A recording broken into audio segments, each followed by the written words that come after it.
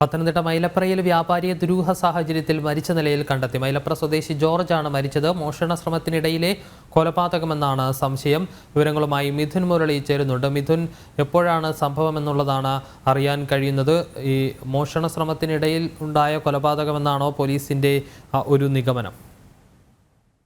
വിഷ്ണു, ഇന്ന് വൈകിട്ട് 5:30 കൂടിയാണ് ഈ വ്യാപാരിയായിട്ടുള്ള ജോർജിനെ കടയ്ക്കുള്ളിൽ മരിച്ച നിലയിൽ കാണപ്പെട്ടത്.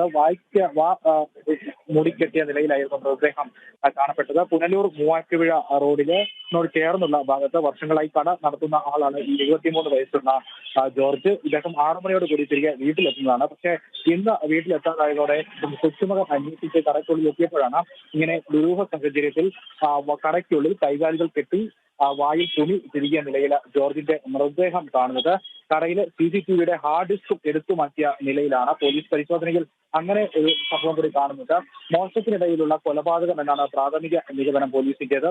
കൂടുതൽ അന്വേഷണം ഈ CCTVകൾ അടക്കമുള്ള കാര്യങ്ങൾ കേന്ദ്രീകരിച്ചുകൊണ്ട് സമീപ പ്രദേശങ്ങളിലെ കടകളിലെയും മറ്റും CCTVകൾ കേന്ദ്രീകരിച്ചിട്ടുള്ള ഒരു അന്വേഷണവും പോലീസ് നടത്തുന്നുണ്ട്. പുനലൂർ മൂവാറ്റുപുഴ റോഡിൽ പട്ടാപ്പകല് വൈകിട്ട് 5:30 കൂടി ഇങ്ങനൊരു കൊലപാതകം നടന്നതിന്റെ ഞെട്ടലിലാണ് നാട്ടുകാരും. കാരണം വലിയ തിരക്കൊക്കെ ഉള്ള റോഡാണിത്. ഈ റോഡിന്റെ ഭാഗത്ത് ചേർന്ന് കട നടത്തുന്ന വ്യാപാരിയാണ് ഇന്ന് മരിച്ച നിലയിൽ കാണപ്പെട്ടത്. ഏകദേശം 1.5 മണിക്കൂറിന് ശേഷമാണ് 6:30-7 മണിയുടെ അടുത്ത സമയത്താണ് പുറം ലോകം ഈ ഒരു കൊലപാതകം ഇങ്ങനൊരു സംഭവം നടന്നിട്ടുള്ള കാര്യങ്ങൾ പുറത്തറിയുകയും ചെയ്യുന്നത്. CCTV കേന്ദ്രീകരിച്ചിട്ടുള്ള അന്വേഷണം വ്യാപകമാക്കിയിരിക്കുകയാണ് പോലീസ്.